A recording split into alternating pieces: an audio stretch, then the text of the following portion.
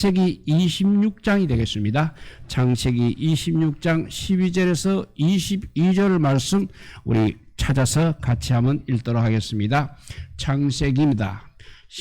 구약성경 첫째 책 창세기 26장 12절에서 22절 우리 다 찾아서 함께 한 목소리로 읽어 나가도록 하겠습니다. 창세기 26장 12절에서 22절입니다. 예, 찾은 줄 알고 같이 읽겠습니다.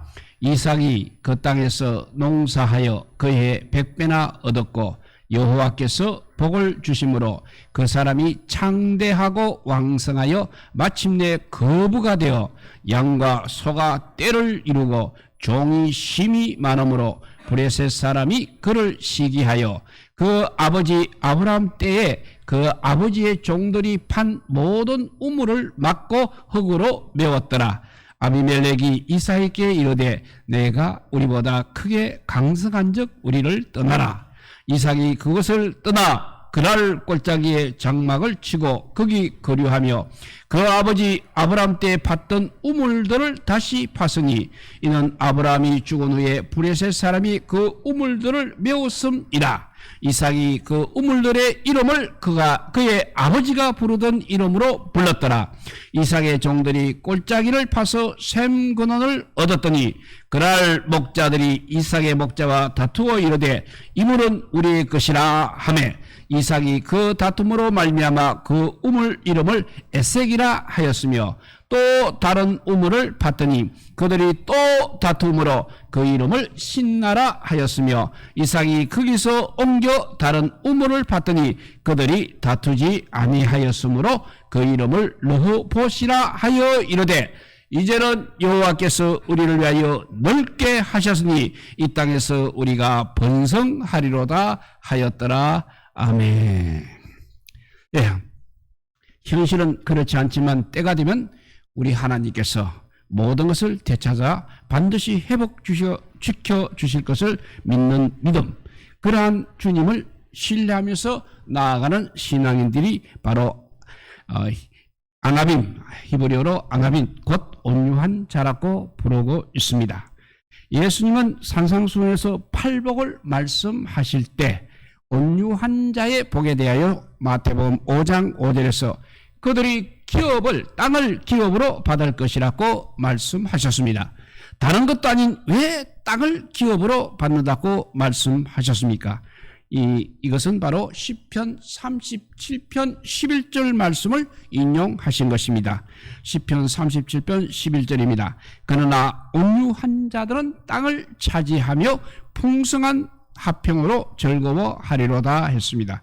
이것은 시편 37편은 다윗의 시입니다. 그렇다면 다윗은 또 무슨 근거로 땅을 차지할 것이라고 노래를 했습니까? 온유란 말은 히브리어로 아나부입니다. 아나부. 온유한 사람은 아나빔이라고 그렇게 말합니다. 이것은 성경적으로 굉장히 중요하고 그 뿌리가 매우 깊은 단어라 할 수 있겠습니다. 이스라엘 백성들이 이제 애굽에서 나와 가나안 땅에 들어가면서 그들 열방 가운데 하나님의 제사장 나라로 세워가시는 이야기가 본격적으로 시작이 됩니다. 이스라엘 백성들은 가나안 땅에 들어가기 전 광야를 통과해야 하였습니다. 이는 가나안 땅에 들어갈 준비를 하는 과정이었기 때문에 광야는 매우 그들에게 중요하였습니다. 그리고 그때 이들을 위해서, 이 이스라엘 백성들을 위해서 주신 것이 율법인 것입니다. 그들이 가나안 땅에 들어갔을 때 하나님께서는 그 땅의 모든 것을 백성에게 기업으로 나누어 주셨습니다. 그런데 이를 개인별로 그렇게 나누어 주신 것은 아닌 것입니다. 지파별로 나누어 주셨습니다. 이는 하나님의 땅을 지파에 속한 각 사람에게 기업으로 주셔서 그 가정이 대대로 사용할 수 있게 하셨다는 것입니다. 그러다 보니 이스라엘에서는 그 누구도 어떤 소유에 대해 그것이 자신의 것임을 주장하지 못했습니다. 그런데 안타깝게도 시간이 지나가면서 권력과 욕심 및 행포 앞에서 이것이 무너지고 이 제도가 무너지고 말았습니다. 땅을 빼앗기는 일들이 발생하면서 기업으로 받은 그 땅의 질서가 무너졌다는 것입니다. 이에 하나님께서는 희년이라는 제도를 또 만들어 주셨습니다. 희년은 안식년, 곧 7년의 안식년이 7번 지난 후 50년째 되는 해를 말하고 있습니다. 이렇게 희년이 오게 되면 모든 사람은 각자의 기업으로 돌아가는 것입니다. 하나님께서 처음 주셨던 그 기업 그대로 돌아가는 것입니다. 하지만 희년은 불행하게도 이스라엘 역사 속에서 단 한 번도 제대로 시행되지 못했습니다. 왜냐하면 현실적으로 너무나 불가능했기 때문인 것입니다. 그러나 그래도 이 희년이 바로 이스라엘 신앙의 핵심이 되었습니다. 예수님께서 이 땅에 메시아로 오셔서 공생애를 시작하시면서 나사렛 회당에서 일부러 찾아 읽으셨던 말씀이 바로 유명한 이사야서 61장 1절에서 3절 말씀입니다. 이사야서 61장 1절에서 3절 말씀을 읽어보면 주 여호와의 영이 나에게 내리셨으니 이는 여호와께서 나에게 기름을 부어사 가난한 자에게 아름다운 소식을 전하려 하심이라.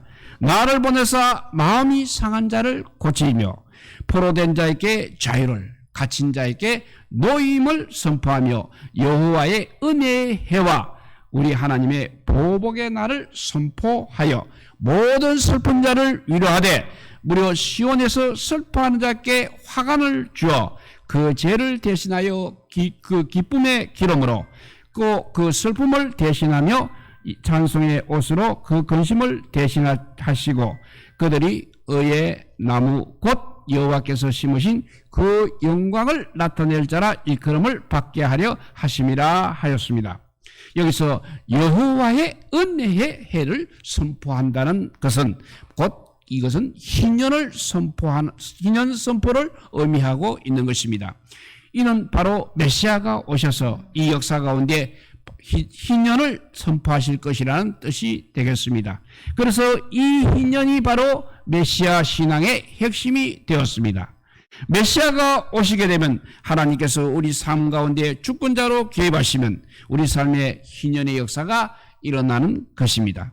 그래서 우리가 잃어버렸고 빼앗겼던 바로 그 모든 기업을 다시 되찾을 수 있다는 것이 바로 이스라엘 신앙의 핵심적인 영성이라고 볼 수 있는 것입니다. 그렇지만 또 현실은 그렇지가 않는 것입니다. 때가 되면 하나님께서 모든 것을 되찾아 회복시켜 주실 것을 믿는 믿음, 그러한 주님을 신뢰하면서 나아가는 신앙인들을 바로 아나빔, 곧 온유한 자라고 불렀다는 것입니다. 그래서 온유한 자가 땅을 기업으로 얻을 것이라고 그렇게 말씀하신 것입니다. 다윗 또한 같은 개념으로 시편에서 노래를 하였습니다. 시편 37편 5절에서 11절까지 말씀이 바로 아나빔, 즉 온유한 자의 신앙의 모습인 것입니다. 이것이 우리들에게도 그대로 적용되어야 할 것입니다. 시편 37편 5절에서 11절을 읽어봅니다. 너의 길을 여호와께 맡기라. 그를 의지하면 그가 이루시고 너의 의를 빛같이 나타내시며 너의 공의를 정오의 빛같이 하시리로다. 여호와 앞에 잠잠하고 참고 기다리라. 자기 길이 형통하며 악한 꾀를 이루는 자 때문에 불평하지 말지어다. 분을 거치고 노를 버리며 불평하지 말라. 오히려 악을 만들 뿐이라. 진실로 악을 행하는 자들은 끊어질 것이나 여호와를 소망하는 자들은 땅을 차지하리로다. 잠시 후에는 악인이 없어지리니 너가 그것을 자세히 살필지라도 없으리로다. 그러나 온유한 자들은 땅을 차지하며 풍성한 화평으로 즐거워하리로다 라고 했습니다. 이것이 바로 아나빔의 노래, 아나빔의 영성, 온유한 자의 노래, 온유한 자의 영성인 것입니다. 현실적으로 정말 힘들지라도 세상적인 수단이나 세상적인 방법을 사용하지 않고 또 원망과 불평을 하지 않고 하나님의 때에 하나님의 방법으로 될 것을 믿는 신앙, 믿음에서 주를 바라보며 나아가는 그 신앙이 바로 아나빔의 신앙인 것입니다. 이런 아나빔의 영성을 가진 사람이 오늘 본문에 나오고 있습니다. 어떤 면에서는 성경에 나오는 신앙의 사람들 가운데 가장 저평가가 되고 있습니다. 그렇지만 사실은 아주 뛰어난 신앙인이라고 말할 수 있는 사람이 바로 오늘 본문의 이삭인 것입니다. 창세기를 구성하는 믿음의 조상은 아브람, 이삭, 그리고 야곱, 요셉으로 이어집니다. 이 중에서 이삭을 제외한 다른 사람들은 그래도 나름 내세울 만한 삶의 큰 획을 그었습니다. 아브람은 언약을 받고 본토 아비 집을 떠나는 믿음의 행보의 획을 그었습니다. 그리고 야곱은 장자권을 얻으면서 벌어지는 험난한 과정을 겪었습니다. 요셉은 말할 것 없는 믿음의 삶을 살았다고 성경이 말하고 있습니다. 그런데 이삭은 도대체 내세울 것이 없었습니다. 신앙적인 놀라운 결단이 있는 것도 아니었습니다. 어마어마한 스토리가 있는 것도 아니었습니다. 또 활동 반경 또한 별로 넓지를 못했습니다. 그러나 이삭은 성경이 말하는 최고의 영성을 가진 사람, 온유한 사람, 곧 진정한 아나빔이었습니다. 어쩌면 신앙인 가운데 정말로 훌륭한 사람은 영적으로 어떤 면에서 좀 부족한 것처럼 보일 수도 있는 것입니다. 반대로 똑똑하고 잘나고 확실한 사람은 신앙적으로 훌륭하지 않을 수 있는 것입니다. 신앙인은 어쩌면 좀 약간 부족해야 할 것입니다. 너무 똑부러지게 되면 우리 하나님께서도 어떻게 하실 수 없기 때문에 그렇습니다. 이삭이 아나빔 곧 온유한 사람이라는 것은 무엇을 뜻하고 있습니까? 그가 기도의 사람이었다는 것입니다. 이삭은 아버지 아브람 못지않은 기도의 사람이었습니다. 온유한 영성을 가지려면 이렇게 기도 외에는 다른 것이 없는 것입니다. 기도하지 않고는 절대로 아나빔, 온유한 사람이 될 수 없다는 것입니다. 상황보다 하나님의 약속을 먼저 붙드는 것, 그리고 내 욕심보다 하나님의 뜻을 먼저 구하는 것, 또 감정에 휩쓸리지 않고 믿음의 중심을 지킬 수 있는 것, 그리고 주님의 때에 주님의 역사가 이루어질 것을 끝까지 기다리는 이런 모든 것을 가능하게 하는 것은 기도밖에 없는 것입니다. 이삭의 이런 모습을 잘 보여주는 이야기가 오늘 읽은 창세기 26장에 기록이 되어 있습니다. 26장 1절에 보면 아브라함 때에 첫 흉년이 들었더니 그 땅에 또 흉년이 들매 이삭이 그랄로 가서 브레스의 왕 아비멜렉에게 이르렀더니 라고 했습니다. 성경은 아브라함 때부터 이어진 이 흉년으로 이삭이 해변에 위치한 브레셋의 그랄 땅으로 가서 살게 되었다고 말씀하고 있는 것입니다.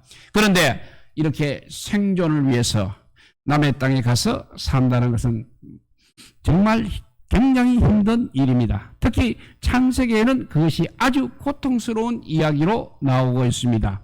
오늘 본문 12장 12절과 13절도 읽어봅니다. 이삭이 그 땅에서 농사하여 그의 100배나 되었고 100배나 얻었고 여호와께서 복을 주심으로 그 사람이 장대하고 왕성하여 마침내 거부가 되어라고 했습니다. 이렇게 열심히 그래도 남의 땅에서 농사를 했더니 그 땅에서 100배나 얻어 마침내 거부가 되었다는 것입니다. 여기서 거부는 문자 그대로 큰 부자를 뜻하고 있습니다. 이를 히브리어로 가달이라고 합니다. 가달이라는 것은 그냥 세상적으로 수단 방법을 가리지 않고 부자가 된 것이 아니고 하나님의 역사하심으로 부자가 되었음을 뜻하는 말이 바로 가달입니다. 그런데 욕먹을 것이 하나도 없음에도 불구하고 이삭은 바로 그것 때문에 비난을 받았습니다. 그것 때문에 고난을 겪었습니다. 그것 때문에 시기를 당하여 어려움을 겪었습니다. 그 말씀이 14절 15절입니다. 읽어보면 양과 소가 때를 이루고 종이 심히 많으므로 브레스의 딸람이 그를 시기하여 그 아버지 아브라함 때 그 아버지의 종들이 판 모든 우물을 막고 흙으로 메웠더라 했습니다. 여기서 우물을 막고 흙으로 메웠다는 것은 그 당시 살인만큼이나 무서운 공격을 받았다는 것입니다. 이스라엘 지역은 물이었기 때문에 우물은 그야말로 생명줄과 같은 것이었습니다. 이는 한마디로 죽으라는 것과 다름없는 행동인 것입니다. 하나님이 그를 축복하셨다는 이유로 이런 말도 안 되는 공격을 받으며 어려움에 처한 것입니다. 그래서 16절을 다시 읽어보면 아비멜렉이 이삭에게 이르되 네가 우리보다 크게 강성한 적 우리를 떠나라 했습니다. 백성뿐만 아니라 이제 왕까지도 나서서 이삭에게 떠날 것을 말하고 있습니다. 힘들고 억울하고 감정이 막 치고 올라와 악이라도 쓰고 싶을 것 같은 상황이었습니다. 못 떠나다고 볕이 볼만도 하였습니다. 그런데 이삭은 그렇게 하지 않았다는 것입니다. 17절 18절을 계속 읽어보면 이삭이 그곳을 떠나 그랄 골짜기에 장막을 치고 거기 거리하며 그 아버지 아브라함 때에 팠던 우물들을 다시 팠으니 이는 아브라함이 죽은 후 브레셋 사람이 그 우물들을 메웠습니다. 이삭이 그 우물들의 이름을 그의 아버지가 부르던 이름으로 불렀더라 했습니다. 그래서 그는 그냥 조용히 떠났습니다. 이제 그랄 땅에서 다른 사람이 살지 않는 골짜기 쪽으로 내려간 것입니다. 그리고 그는 싸우지 않았습니다. 그는 소리 지르지도 않았습니다. 억울하다고 호소하지도 않았습니다. 그러면 어떻게 그렇게 할 수가 있는 것입니까? 인간적인 감정이나 생각으로는 절대 조용하게 그렇게 떠날 수는 없는 것입니다. 그런데 그는 기도하는 사람이기 때문에 하나님만 바라보기 때문에 억울하고 힘들어도 살아계신 하나님께서 지켜보신다는 그 믿음이 있었기 때문에 그렇게 떠날 수 있었다는 것입니다. 이것이 바로 아나빔, 온유한 자인 것입니다. 이삭은 그랄 골짜기로 내려가서 거기서 이제 아브라함이 팠던 우물들을 다시 파게 됩니다. 그리고는 그 우물들을 또 아버지께서 불렀던 이름으로 다시 불렀다고 했습니다.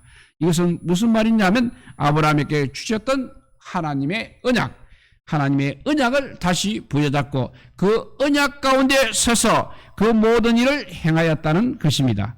그런데 어려움은 또 거기서 끝나지 않았습니다. 악은 생각보다 끈질깁니다. 그리고 죄는 독하기 때문에 그렇습니다. 이삭이 아브라함이 팠던 우물을 다시 파자 또 물이 나왔습니다. 그들이 쫓아와 자기들 것이라며 내놓으라고 시비를 걸었습니다. 이삭은 그럴 때마다 마주 싸우지 않고 또다시 그냥 주워버렸습니다. 그러기를 수차례 반복하며 이삭은 우물마다 이름을 붙여 주었습니다.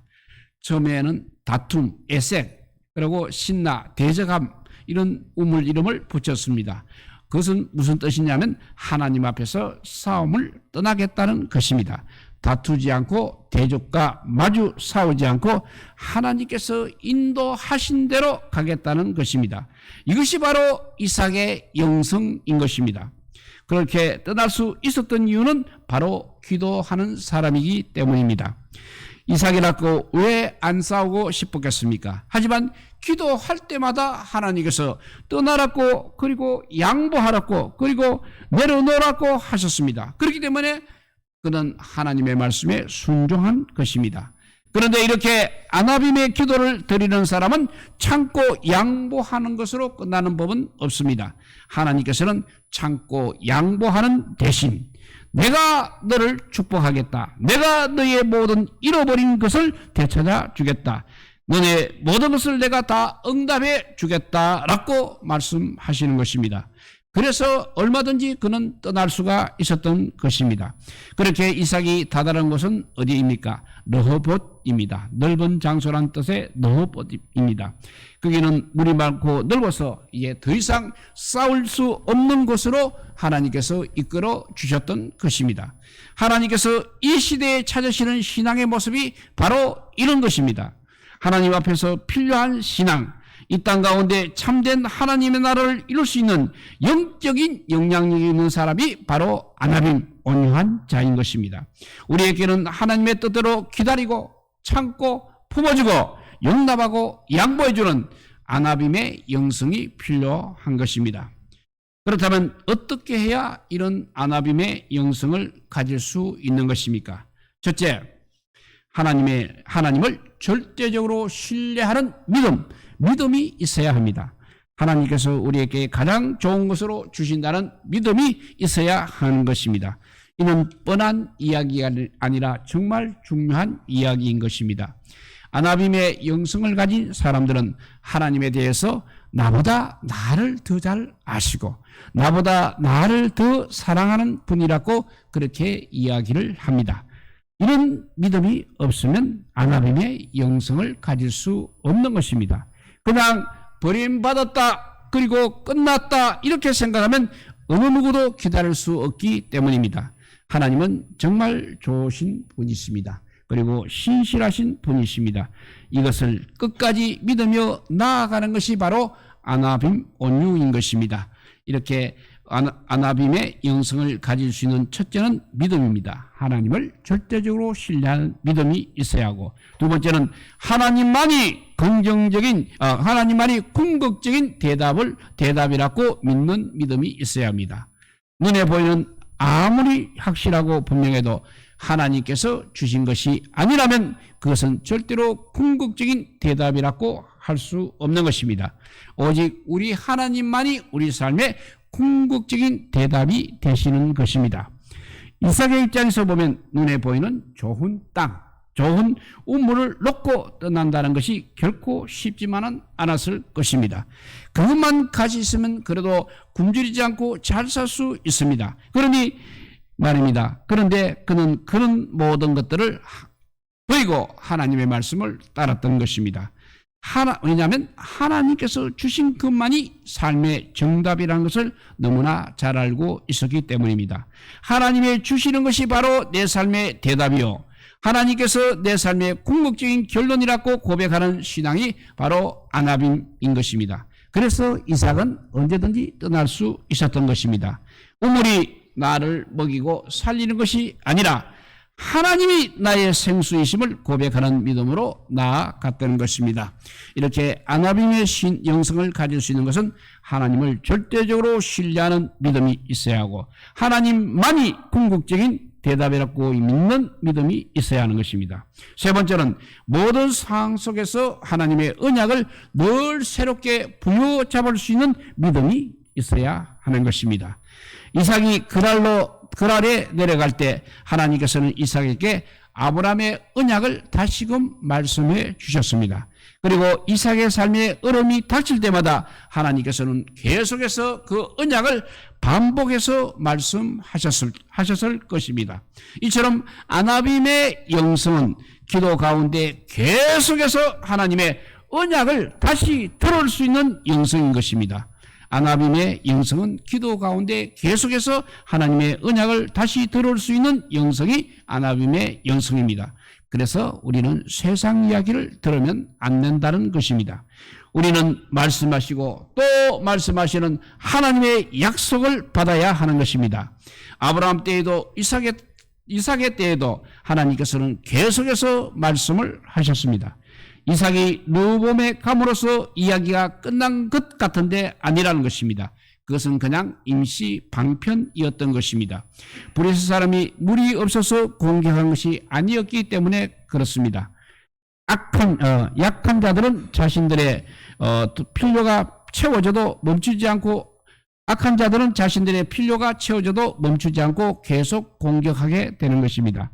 이삭은 바로 그런 자들의 모습을 알았습니다. 그래서 그는 또 르호보암에서 이제는 부엘세바로 올라갔습니다. 이삭은 기도 가운데 거기서 하나님을 만났습니다. 그리고 하나님은 또 한 번 아브라함의 언약을 반복해서 말씀하셨습니다. 그날 땅에 내려갈 때 하셨던 언약을 이제 부엘세바에서 다시금 반복하신 것입니다. 르호봇을 떠나 광야인 부엘세바로 간다는 것은 매우 힘든 결정이었을 것입니다. 그것은 황무지입니다. 그러니까 사람이 살 수 있는 곳이 아니었기 때문에 그렇습니다. 그런데 그는 그 부엘세바에 가서 이제 하나님의 약속을 믿고 우물을 파기 시작하였습니다. 이삭이 우물을 파는데 물이 나오지 않고 있었습니다. 그때 또 아비멜렉과 군대 장관을 비롯한 한 무리가 이삭을 찾아오게 됩니다. 그러면서 르호봇과 부엘세바 사이에 경계를 칠 것을 제안했던 것입니다. 이들은 이삭이 이제 물이 나오지 않는 항무지 브엘세바로 밀어내 버리고 물이 나오는 느봇 전부를 차지하겠다는 그런 속셈이 있었던 것입니다. 그런데 이삭은 인간적으로는 미친 짓이지만 이 제안을 받아들이고 계약을 맺게 됩니다. 왜냐하면 언약의 하나님을 믿었기 때문인 것입니다. 심지어 그들 위해 잔치를 베푸고 배웅한 후에 돌아오게 됩니다. 그때 종들이 뛰어왔습니다. 와서 우물물이 터졌다는 것입니다.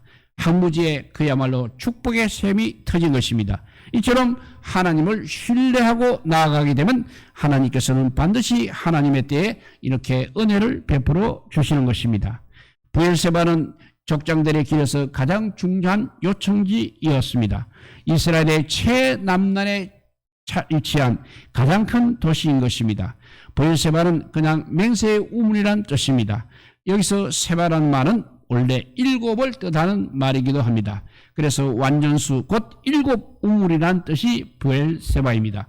이는 얼마든지 먹고 살 수 있을 만큼 물이 있다는 그런 뜻입니다. 하나님께서는 기가 막힌 타이밍에 원수의 계계를 뒤집어 주셨던 것입니다. 이는 오늘날도 마찬가지입니다. 하나님께서는 우리와 동행하십니다. 우리가 하나님을 신뢰하며 나아가게 되면 하나님은 하나님의 때에 반드시 가장 아름답게 역사해 주십니다. 이것이 바로 아나빔의 이야기입니다. 이 신앙을 다른 말로 무엇이라고 우리가 할 수 있겠습니까? 이것이 바로 십자가 신앙이라는 것입니다. 소리 지르고 화나는 대신에 십자가 앞에 나아가 모든 욕심을 못 박는 신앙, 우리의 모든 이야기를 다 올려드리면서 결국은 갈보리의 궁극적 승리까지 다루는 신앙이 바로 아나빔의 영성인 것입니다. 우리는 이러한 온유한 자의 영성, 곧 십자가 신앙을 가진 기도의 사람이 되어야 하겠습니다. 이삭의 기도를 온유한 마음으로 드리는 이삭의 기도 세 가지를 우리가 다시 한번 되새겨 보면, 첫째, 하나님을 절대적으로 신뢰하는 믿음의 기도. 하나님만이 궁극적인 대답이라고 믿는 믿음의 기도. 세 번째는 하나님의 언약을 늘 새롭게 보여자는 믿음의 기도가 온유한 마음으로 드리는 이삭의 기도인 것입니다. 하나님만이 궁극적인 대답이라고 믿는 믿음이 있기를 바랍니다. 눈에 보이는 것이 아무리 확실하고 분명해도 하나님께서 주신 것이 아니라면 그것은 절대로 궁극적인 대답이 될 수 없습니다. 오직 우리 하나님만이 우리 삶에 궁극적인 대답이 되시는 것을 믿으시는 우리 모두가 되시고 기도하는 사람들이 되시기를 우리 주님의 이름으로 축복드립니다. 기도하겠습니다. 사랑의 하나님, 감사합니다. 정말 이삭처럼 그렇게 오래 참고 하나님의 축복을 받은 사람들의 모습을 보고 우리가 어떤 신앙을 가져야 되고 어떤 영성을 가져야 될지를 알게 하여 주시니 감사합니다. 끝까지 주님께서 하신 말씀만이 진리로 받아들이게 하여 주시옵소서. 세상에 흘러가는 말 때문에 우리가 흔들리지 않게 하여 주시옵소서. 이 세상은 아버지요, 사탄이 아버지요, 우리를 넘어뜨리려고 얼마나 엉뚱한 말을 많이 하고 있습니까? 그게 좌지우지되지 않고 흔들리지 않고 오직 주님 말씀만 붙잡는 저희들 되게 하여 주시고, 주님이 주신 말씀만 아버지요 믿음으로 받아들이는 저희들 되게 하여 주시옵소서. 늘 기도의 사람이 되어서 하나님과 교통하는 저희들 되게 하여 주시옵소서. 그래서 정말 마지막 때까지 오직 주님과 동행하는 저희들 되게 하여 주시고, 하나님의 음성을 들을 수 있는 영성의 사람들이 되게 하여 주시고, 오직 성령 충만한 가운데서 기도하는 백성이 되게 하여 주셔서 이 나라를 바로 잡고 우리 교회를 바로 세우고 우리 가정들을 바로 인도할 수 있는 믿음의 영성을 가진 우리들이 다 되게 하여 주시기를 간절히 빌고 원하오며 우리 구주 예수 그리스도 이름으로 기도드리옵나이다. 아멘.